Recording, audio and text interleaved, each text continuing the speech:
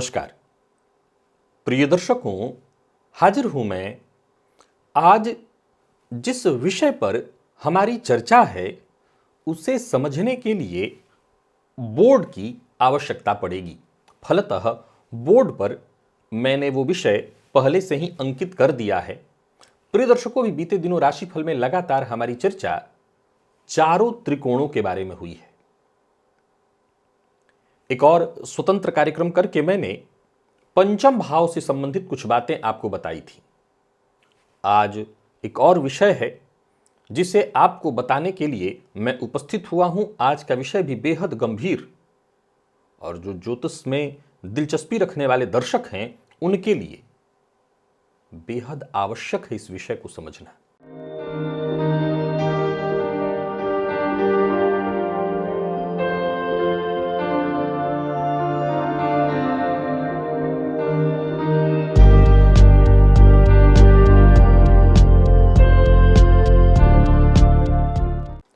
सबसे पहले आप इसे समझ लीजिए, जन्म कुंडली में बनने वाले चारों त्रिकोण कौन कौन हैं। तो पहले ये जान लीजिए कि चारों पुरुषार्थ कौन कौन हैं। तो धर्म, अर्थ, काम, मोक्ष, और इसी के आधार पर चार त्रिकोण बनेंगे। प्रथम भाव, पंचम भाव, नवम भाव, ये धर्म त्रिकोण है।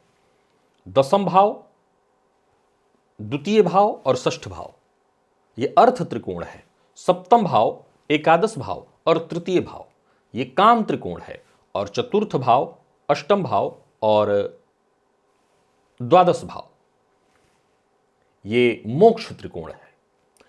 प्रिय दर्शकों, बीते दिनों जो मैंने सूत्र आपको समझाया था वो सूत्र था कि जन्म कुंडली में जब भी किसी पंचम का स्वामी किसी भी त्रिकोण के पंचम में जाएगा तो वो श्रेष्ठ फल देगा। सूत्र बस इतना ही था। जैसे मान लीजिए कि जन्म कुंडली में धर्म त्रिकोण के पंचम का स्वामी जाकर के अर्थ त्रिकोण के पंचम में बैठ जाए तो ये महाधनी योग बनता है। तो ये बड़ा सरल और आसान सा सूत्र था जिसे मैंने आपको समझाया था। बाद में किसी को संशय उत्पन्न हो गया था, उसकी भी चर्चा मैंने लाइव कार्यक्रम में या किसी और कार्यक्रम में करके बता दी थी। ज्योतिष जिज्ञासा के कार्यक्रम में बता दिया था मैंने। प्रिय दर्शकों, आज का विषय सचमुच संशय उत्पन्न करने वाला है। और वो विषय क्या है जरा समझिए। जब धर्म त्रिकोण का स्वामी अर्थ त्रिकोण के पंचम में जा रहा है तो श्रेष्ठ राजयोग बन रहा है। तो यही बात जब धर्म त्रिकोण का स्वामी वैराग्य त्रिकोण में जा रहा है तो श्रेष्ठ फल क्यों नहीं दे रहा। यह विषय जरा समझने की है। प्रिय दर्शकों, अर्थ और काम का संबंध है। अर्थ और काम का संबंध है। जन्म कुंडली में अगर देखें तो ये अर्थ भाव है, ये अर्थ भाव है और ये अर्थ भाव है और ये काम का भाव है। अब इन तीनों भावों में ये जो 6 भाव हमारे सामने हुए, इन 6 का एक दूसरे से संबंध हो तो अच्छा ही योग निकल करके आएगा। जैसे धर्मपति का जाकर के, यानी धर्म त्रिकोण के पंचम के स्वामी का जाकर के काम त्रिकोण के पंचम में बैठना महाधनी योग बनता है। तो ये राजयोग बन गया। परंतु अब जरा गौर करिए तो कामना पहले उत्पन्न, अर्थ की कामना उत्पन्न होती है, फिर व्यक्ति उसकी तलाश में आगे बढ़ता है। या पहले अर्थ की चाहत उत्पन्न होती है, थोड़ा अर्थ हो पाता है, उसके मन में और कामना उत्पन्न होती है और की चाहत में वो आगे बढ़ता है। वैसे ही अगर देखा जाए तो धर्म और वैराग्य दोनों एक ही सिक्के के देखा जाए तो 2 पहलू कहे जा सकते हैं। हां, ये मैं कह सकता हूं या आप कह सकते हैं कि जरूरी नहीं है कि जो धार्मिक हो वो वैराग्य वृत्ति वाला भी हो। लेकिन यह तो कहा ही जा सकता है कि जो धार्मिक हो वो वैराग्य को समझ सकता है। एक काम की भावना रखने वाला संभवतः उतना वैराग्य को नहीं समझ सकता जितना धर्म के मर्म को समझने वाला वैराग्य को समझ सकता है। फिर क्यों जब लग्न के स्वामी, पंचम के स्वामी, नवम के स्वामी कुंडली में इन 2 भावों में, अच्छा एक और चीज गौर करिए, वैसे तो काम वैराग्य त्रिकोण का लग्न कुंडली का चतुर्थ भाव है। तो लग्न में जब नवम पति आते हैं, लग्न पति आते हैं या पंचम पति जाते हैं तो ये श्रेष्ठ माना गया है। लेकिन यही पंचम पति, लग्न पति, नवम पति जब कुंडली के अष्टम और द्वादश में जाते हैं, जबकि ये भी वैराग्य त्रिकोण का ही भाव है, पंचम और नवम है, तो यहां अच्छा फल क्यों नहीं देते। एक बहुत बड़ा गहरा और गंभीर प्रश्न है कि यहां अच्छा फल क्यों नहीं देते। प्रिय दर्शकों, आज हमारी चर्चा इसी विषय पर है और इसे समझने के लिए आपको कहीं ज्यादा मेहनत करने की आवश्यकता नहीं है। बस यह समझने की आवश्यकता है कि हमारा धर्म और हमारा वैराग्य, क्या हम इस शब्द को जो बोल रहे हैं धर्म और वैराग्य, इसे भली भांति समझते भी हैं? नहीं समझते हैं। क्यों? असल में अगर समझते तो धर्म के स्वामी का चतुर्थ में भी कोई अच्छा प्रभाव हो ही नहीं सकता। चतुर्थ के स्वामी का धर्म के स्वामी का चतुर्थ में भी अच्छा प्रभाव नहीं हो सकता। परंतु अच्छा प्रभाव किस संदर्भ में उत्पन्न होता है? यह जन्म कुंडली का सुख भाव है और सुख भाव होने के कारण धनात् धर्म ततः सुखम, एक नीति शास्त्र का सूत्र है जो कहता है कि पहले धन और धन से धर्म और धर्म से ही सुख की उत्पत्ति होती है। तो यह सुख का भाव है। फलतः धर्म भाव के स्वामी जाकर के यहां बैठते हैं तो अच्छा प्रभाव देते दिखाई पड़ रहे हैं। लेकिन बात अगर वैराग्य की चले तो फिर धर्मपति यहां भी अच्छा प्रभाव कैसे दे रहे हैं, और अगर यहां अच्छा प्रभाव दे रहे हैं तो यहां क्यों नहीं दे रहे हैं? प्रिय दर्शकों, असल जवाब यही समझना है। एक और पॉइंट, ये जो धर्म के तीनों भाव हैं, ये केवल स्वामी इसमें जाकर के नहीं, वरन वैराग्यपति भी जाकर के इन भावों को खराब कर देते हैं। ऐसा आप शास्त्रोचित मत है पढ़ते आ रहे हैं। लेकिन असल में इसका जवाब जो हम पढ़ रहे हैं और जान रहे हैं वो वैसा नहीं है। तो आप कहेंगे कि क्या लग्नेश जाकर के कुंडली के अष्टम में बैठ जाएं या अष्टमेश जाकर के कुंडली के लग्न में बैठ जाए तो कष्टदायी नहीं होगा? क्या आप यह कहना चाहते हैं कि यह अवयोग नहीं होगा? नहीं, बिल्कुल नहीं होगा, बिल्कुल नहीं होगा। क्यों? क्योंकि अगर आप ज्योतिष को केवल और केवल भौतिक दृष्टिकोण से देखेंगे तो इस सूत्र को कभी नहीं समझ पाएंगे। यह सूत्र भौतिक दृष्टिकोण से कभी सिद्ध ही नहीं हो सकता। इसीलिए यहां पर आपको कष्ट दिखाई पड़ता है। इसमें कहीं कोई दो मत नहीं कि जिनकी कुंडली में लग्नेश अष्टम अथवा द्वादश में हो या अष्टम या द्वादश के स्वामी लग्न नवम पंचम में हो, उनको बहुत कष्ट होता है। द्वादशपति जाकर के संतान में बैठ जाएं, संतानपति जाकर के द्वादश में बैठ जाएं, संतति सुख वंश से वंचित कर देता है।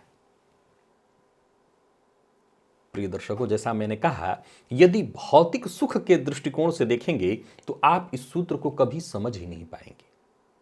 असल में जब धन के स्वामी काम से जुड़ रहे हैं तो अच्छा प्रभाव निकल रहा है भौतिक सुख के दृष्टिकोण से। तो फिर धर्मपति जब कुंडली के वैराग्य भाव से संबंध बनाएंगे तो ये फल भी धर्म और वैराग्य के दृष्टिकोण से देखे जाने चाहिए, न कि भौतिक सुख के दृष्टिकोण से। इसीलिए हमें कष्ट देते प्रतीत होते हैं असल में जिनकी जन्म कुंडली में लग्नपति का अष्टम अथवा द्वादश से संबंध है। ये अपने आप में एक अभूतपूर्व संयोग है। जी हां, आज मैं सारे सूत्रों को एक बार फिर से बदल रहा हूं और ध्यान से सुनिएगा। यदि जन्म कुंडली में लग्नपति अष्टम अथवा द्वादश में हो तो यह अभूतपूर्व संयोग है, अद्भुत। जैसा कि वो चतुर्थ में प्रभाव दे रहे हैं वैसा ही अद्भुत संयोग है। ये एक उच्च कोटि का योग, निसंदेह ये राजयोग नहीं है, ये धर्म योग है। ये धर्म योग है, राजयोग नहीं है। ये वैराग्य योग है, ये मोक्ष प्राप्ति का मार्ग बनाता योग है, न कि ये कोई राजयोग है। अब चूंकि हमारा चश्मा थोड़ा अलग सा है, हम हर जगह केवल इस नजरिए से जन्म कुंडली को देखते हैं कि कितना धन कितना सुख हमें प्राप्त होने वाला है। फलतः जब लग्नपति कुंडली के अष्टम अथवा द्वादश में होते हैं तो हमें परेशानी समझ में आती है, क्योंकि संघर्ष की वृद्धि हो जाती है। असल में संघर्ष की वृद्धि भी नहीं होती। फिर क्या होता है? प्रिय दर्शकों, यह बड़ा ही गहरा गंभीर रहस्य है। मैं हमेशा कहा करता हूं कि प्रकृति पग पग पर हमें मार्ग दिखाने के लिए कोई न कोई चिन्ह छोड़ती रहती है, कोई न कोई सूचना के लिए हमें जैसे जाने का समय आता है तो उसका भी एक क्रम बनाया हुआ है। पहले दांत, आंख, पेट सब साथ देना छोड़ते हैं। प्रकृति बार बार इशारा करती है अब भी संभल जाओ। वैसे ही जन्म कुंडली में जब लग्नेश अष्टम अथवा द्वादश में या अष्टमेश या द्वादशेश लग्न पंचम नवम में होते हैं तो ये बहुत ही श्रेष्ठ योग है। निसंदेह ये उन कुंडलियों में होता है जहां जातक को प्रकृति प्रदत्त, याद रखिएगा कि जन्म कुंडली को अगर समझना है तो पूर्व जन्म का चश्मा आपकी आंखों पर होना ही चाहिए। बिना पूर्व जन्म के चश्मे के हम जन्म कुंडली को भली भांति कभी नहीं समझ सकते। तो ये इसका मतलब है कि प्रकृति आपको इशारा दे रही है, पूर्व की साधना आपकी चल रही है, साधना के क्रम में हैं आप। ये जो शरीर आपको मिला हुआ है इस जन्म में, इस नश्वर शरीर को जो आप प्राप्त करके इस मृत्यु लोक में आए हैं, असल में एक क्रम में है, एक साधना के क्रम में। फलतः प्रकृति बार बार उन सुखों से आपको वंचित कर रही है, वो आपको गूढ़ रहस्यों की ओर जाने के लिए प्रेरित कर रही है, न कि वो सुखों की ओर आपको संतति, कामना, चाह, मोह की ओर आने के लिए आपको कह रही है। वो बार बार आपको इस मार्ग से अलग जाने के लिए कह रही है। अब चूंकि हमारी चाहत देश, काल, परिस्थिति और हमारे वर्तमान के संस्कार, न कि पूर्व के संस्कार, वर्तमान के संस्कार के कारण हमने जो चश्मा लगा लिया है उसमें हमें दिखाई नहीं पड़ता, क्योंकि पीछे परिवार खड़ा है, उनकी तरफ से रोज टोका टाकी है कि आपके पास तो कुछ है ही नहीं, हमें कुछ मिल ही नहीं रहा है। तो वो प्रेशर आपके ऊपर पड़ रहा है और आप कहीं ना कहीं दुखी हैं। एक बात मुझे बताइए, एक बात मुझे सिर्फ बताइए कि जो व्यक्ति बहुत धन कमा रहा है, क्या वो आग खा रहा है? क्या वो आग खा रहा है कि पत्थर चबा रहा है? वो उल्टा लटक के काम करता है या सीधा ही काम करता है?